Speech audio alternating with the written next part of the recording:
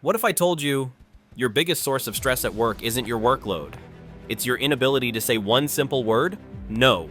You don't say yes because you want to. You say yes because your brain is afraid of what will happen if you don't. Afraid of conflict, afraid of judgment, afraid of not being seen as a team player. But psychology says every time you say yes when you really mean no, your brain learns one thing, that other people's comfort matters more than your peace. And that's how quiet burnout begins. Not with exhaustion, but with small moments of self-betrayal, disguised as kindness.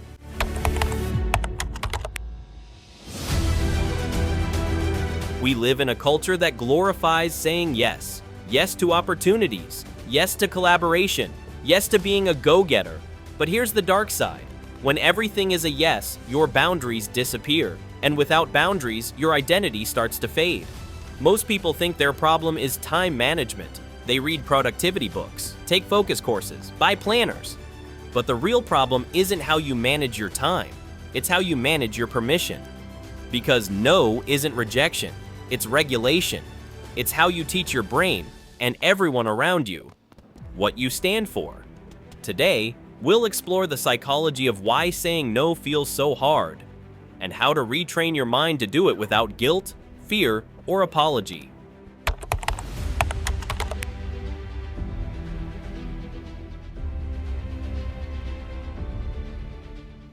Let's start with the most common reason you can't say no: the approval trap.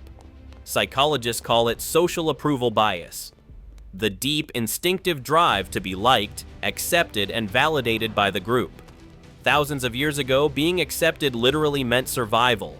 If the tribe rejected you, you died alone. So your brain evolved to treat disapproval as danger. Fast forward to today. You're not living in a jungle, you're in an office, but your brain doesn't know the difference. When your manager asks, "Can you take this on?" you don't hear a neutral question. You hear a threat. If I say no, they'll think I'm lazy. They'll think I don't care. So you say yes, again and again, until one day you realize your day belongs to everyone but you. Here's the twist. People who constantly seek approval actually become less respected over time. Why? Because when everything's a yes, nothing feels sincere. Colleagues stop seeing you as reliable. They start seeing you as replaceable. Psychology calls this compliance fatigue.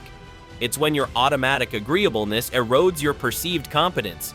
You think saying yes builds trust, but in reality, it builds dependence and slowly drains your value.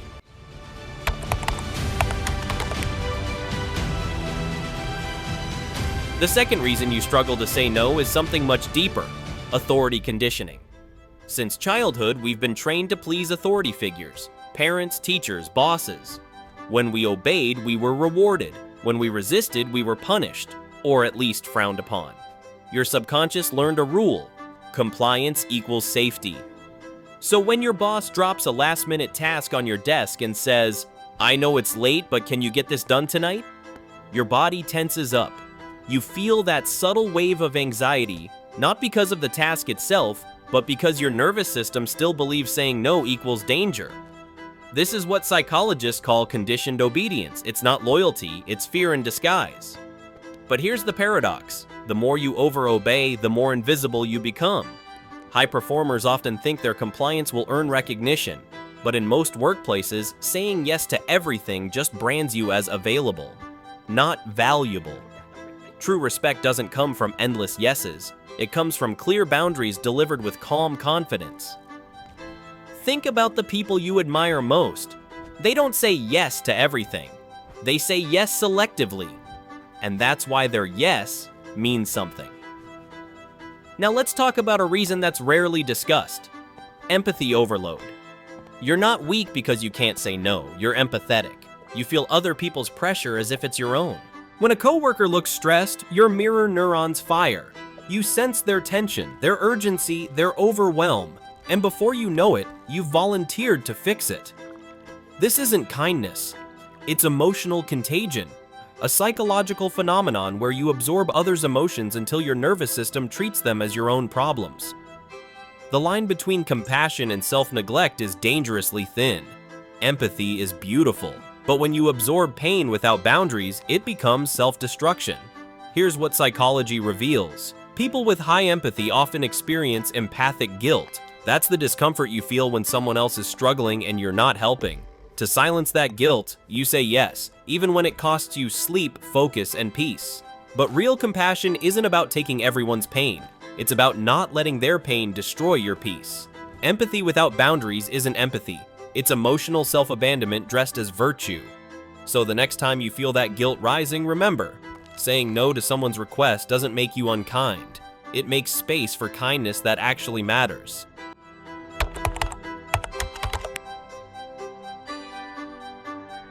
If you've ever said yes because you didn't want to look lazy or incapable, you've fallen into what psychologists call the competence illusion. This one's sneaky. It hides under the mask of ambition. You take on more tasks to prove you're reliable, capable, and dedicated. But underneath, it's fear. The fear of being seen as not enough. It's a symptom of imposter syndrome. That quiet voice that says, if I say no, they'll realize I'm not as good as they think. Ironically, this pattern often appears in high achievers. The people who perform best are usually the ones who doubt themselves the most. So they overcompensate with constant yeses, stretching themselves thinner and thinner until the quality of their work and their mental health starts to collapse. There's a fascinating psychological study from the University of California showing that employees who overcommit due to self-doubt actually report lower confidence and higher burnout than those who say no strategically. Why? Because saying no reinforces competence. It tells your brain, I know my limits, I trust my judgment, and that self-trust radiates outward. Saying yes to everything doesn't prove you're strong, it proves you're scared, and strength isn't in pleasing everyone. It's in respecting yourself enough to prioritize.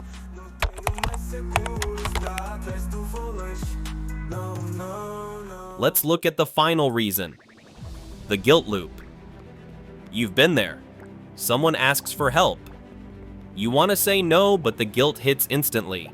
So you agree. Then you resent it. Then you promise yourself you'll say no next time. But when next time comes, you say yes again. That's the guilt loop. And it's powered by a psychological phenomenon called cognitive dissonance, the tension between what you feel and what you do. Your brain hates inconsistency, so when your mouth says yes but your mind screams no, it creates discomfort. Most people solve that discomfort by overworking, trying to justify their yes with more effort, but all it does is reinforce the cycle. Here's the deeper truth. You don't owe everyone comfort, and you don't have to earn rest. Psychologists describe guilt resilience as a key trait of emotionally healthy people. It's the ability to feel guilt, acknowledge it, but not let it dictate your actions. You can care deeply and still say no. You can be kind without being available. Because self-respect isn't selfish. It's self-preservation. Every no you speak rewires your identity, teaching your brain that your boundaries are safe to express.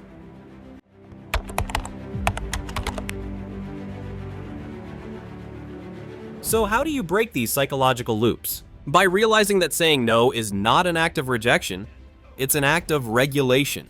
Every no is a small declaration of self-trust. It's a quiet way of telling your nervous system, I'm allowed to protect my energy. The more you practice it, the more your brain learns that safety doesn't come from approval. It comes from alignment. Here are a few science-based methods psychologists recommend to rebuild your no muscle. 1. Create a pause gap. When someone asks for something, don't answer immediately. Say, let me check my schedule, or I'll get back to you. This 10-second pause interrupts your automatic yes and gives your rational brain time to catch up with your emotional one. 2. Replace guilt language with boundary language. Instead of, I'm sorry I can't, try, that doesn't fit my current priorities. Or, I'd love to help, but I can't take that on right now. Notice, no apology, just clarity. Boundaries aren't rude, they're responsible. 3. Use micro no's. You don't need to start with big rejections. Start small. Decline a meeting that doesn't need you. Mute a group chat. Cancel one unnecessary task. Each small act trains your mind that saying no is safe. 4. Reframe no as service. When you say no to the wrong tasks, you protect your focus for the right ones. That's not laziness, it's integrity. It ensures your future yeses carry real power. 5. Track your emotional energy, not just time. Every yes costs energy. Start noticing where your mental battery drains fastest.